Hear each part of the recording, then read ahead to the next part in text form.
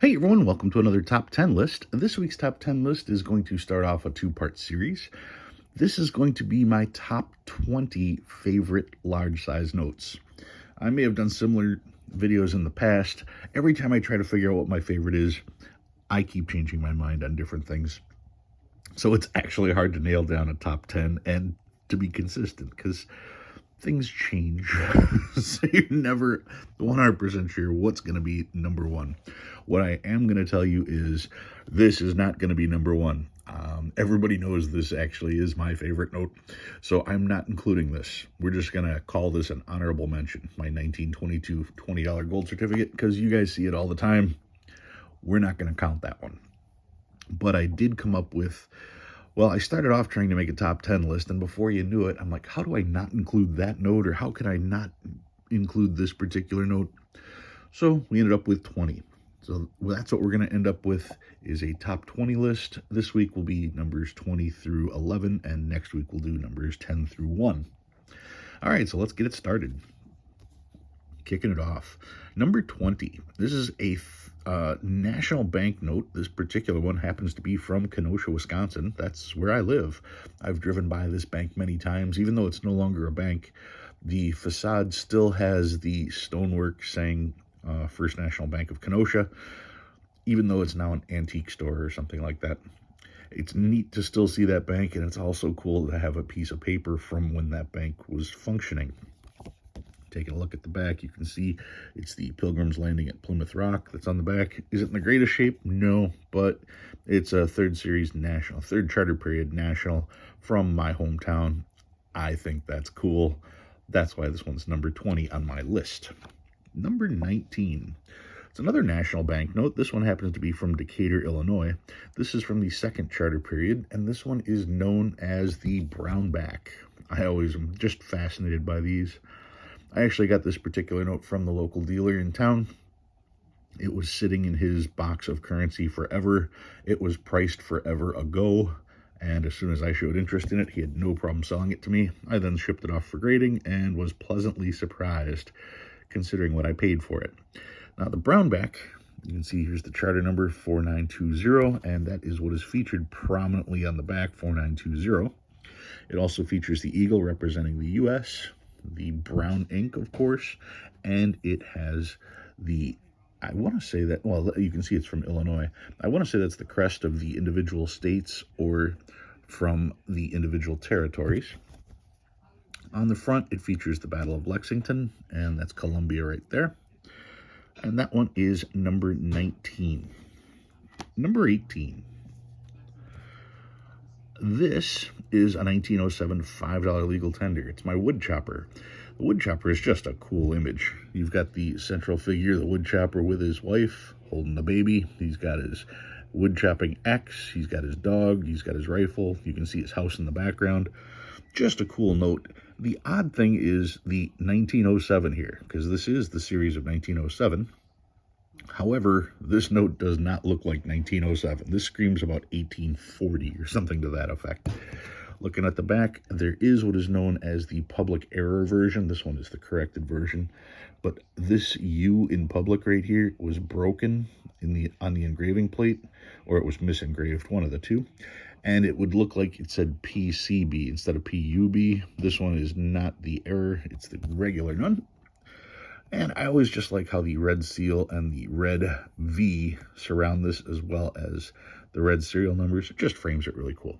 So not the most expensive note, but definitely a cool note. This one is number 18. Number 17. I go from that one to one of the most expensive notes. The 1923 $10 legal tender. This is the poker chip, and it took forever for me to understand why it was called the poker chip, because every time I saw this note, the dealer would go, yeah, this is the poker chip, this is the poker chip, and that's what he'd do. He'd go like this, and I'd go, well, that's a large seal, and I mean, maybe that looks like a poker chip, but of course it's called the poker chip because of the back, where these look exactly like old-time poker chips. It just works out so well. You've got the rays coming out in the center. This particular note, like I said, came out in 1923. 1928, the small size notes came out. which means there was only one signature combination available for the poker chip, and it was discontinued almost immediately because we went from a large size note to a small size note. There is no small size Red Seal $10 note. So that's it. If you want a $10 Red Seal, this was your last shot at it. And because of the rarity, because of the short period of time it was actually out there, this note is pretty pricey. It's in the $2,000 to $3,000 range in this condition without a problem. I want to say it's $3 off the top of my head. They're hard to find. There aren't many out there in existence. And yeah, I was pretty proud to get this one. So that is my poker chip. That is number 17. Number 16. Here's another classic note, 1918 Federal Reserve Bank note. This one is from New York. If you are going to get a Federal Reserve Bank note, you might as well get one from New York when you're talking the $2 version, because the $2 version of the Federal Reserve Bank notes feature the battleship. You have a World War I battleship on the back of this note. I mean, how cool is that? I mean, the detail involved in this particular note, that is just phenomenal. I mean, you see sailing ships on the back of notes, but to have a full-blown battleship, that's incredible. The reason why you'd want a New York note is because that battleship is the USS New York. So you have New York on the front and you have New York on the back. Yeah, really cool note. If you can get any Federal Reserve you want, but New York and New York, that's just a cool way to do it. Anyway, this particular one is number 16. Number 15. This is the 1899 $1 Black Eagle. It's a silver certificate, and this one's in pretty good shape. But yeah, what a cool note. The Black Eagle Central. Normally you have a picture of a president as the center focal point. This one uses the eagle as the center focal point. If we look closer, you can see the Capitol in the background. And oh yeah, there does happen to be two presidents, not one, two presidents on this particular one. You've got Lincoln and Grant listed in there. Just a cool note. The way, if you get one in good condition, the way the one pops like that, more so than the seal. The seal's nice, but I really like that digit. I just think that's really cool. Taking a look at the back, you can see all the negative space where there isn't any writing. That allows you to see all the fibers in the paper so that you know it wasn't a counterfeit note. A beautiful note. Probably belongs a little higher on the list, but maybe I did consider the price a little bit. I know that there's a lot of these out there, and this one's an easy one to get. So because I know how easy it is to add to the collection, it's not necessarily such a big deal when I list it as some of my favorites. Granted, this one has one of the cooler stories is how I acquired it, but that's for another video. Anyway, that one is number 14, 2019, 18, 17, 16. Oh, that was number 15. Number 14. This is cool. This is from the 1860s. It is from the Citizens Bank of Louisiana. I got a lot of glare on that. Let me take that out of there. All right. 1860s $10 Citizens Bank of Louisiana remainder note. And this one is a net because it was stapled to something and somebody pulled it off. So you get these two little things here. It's a remainder note because it was never issued. There's no signatures. There's no serial numbers. Here's the spot for the serial number up here. And if you look at the picture, you can see a steamship going through the Gulf of Mexico, I'd have to assume, right around the Mississippi Delta. Citizens Bank of New Orleans. Everybody would go down, Citizens Bank of Louisiana from New Orleans. There we go. All the boats would come down the Mississippi River to do all their trading. When they'd get to New Orleans, they wanted to make sure that they got money that they could spend. And everybody knew that money from this bank was good. So they would be able to take that money back home and spend it. Normally with obsolete currencies, the further you got from the bank of origin, the less the note was worth because people didn't know if the bank was any good. Everybody knew these were good, so everybody wanted these.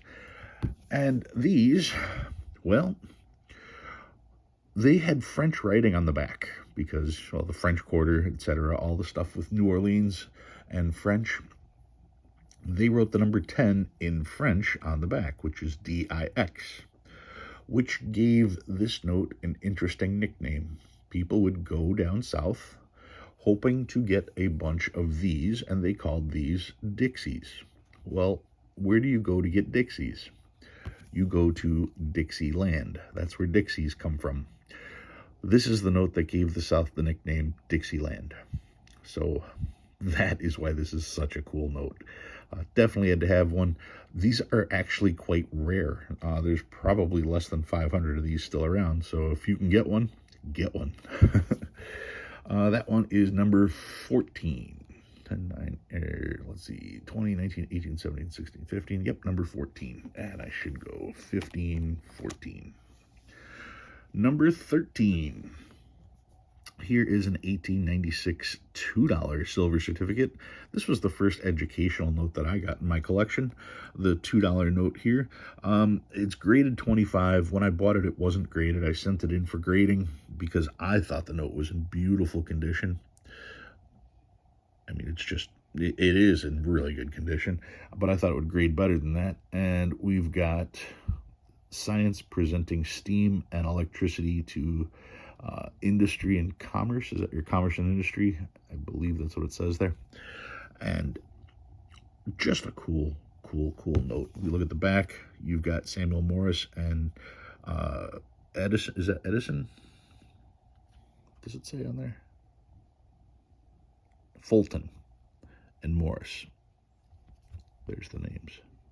Morse and Fulton. So Fulton was known for the steam engine, and Morse was known for Morse code, among other things. So a really cool note to have. I sent this one in for grading because I thought it was really nice.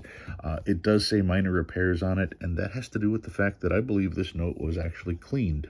Because when you look, you can see that at one time it was creased, but the note was very flat and smooth when I got it, so I thought it was in good shape. I did not know that it was cleaned. Still got it for a ridiculously good price, even with the grade that it got. So I was happy to have that. And to me, any educational note's beautiful. This one, even though it was cleaned, it looks good. It has great eye appeal. And that's why I was happy to have this one. So that one is number 13. Number 12. Here's another remainder note. This one's from the state of Connecticut, from the Stonington Bank. It's a remainder, so there are no signatures, there are no serial numbers, it does not have the date. It's always neat to see that date line where it says 18 and a line, so you can just fill in the date yourself. Stonington Bank, $10 remainder note, nothing on the back if I remember correctly. Yep. Check out the vignette. In Connecticut, around this time period, well, slightly before this time period, I should say, whaling was a big thing.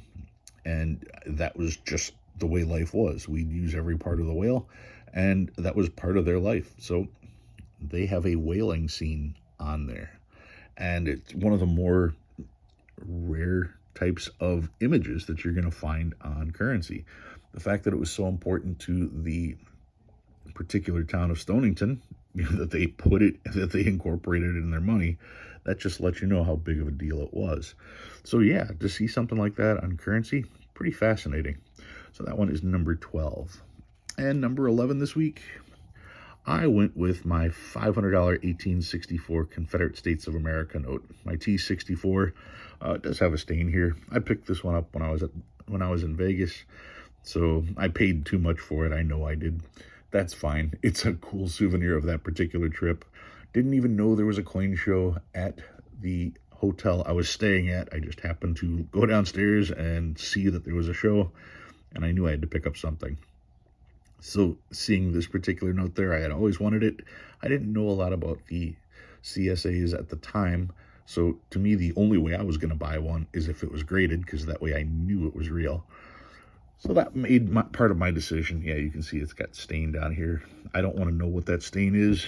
Being a Civil War note, it could be literally anything.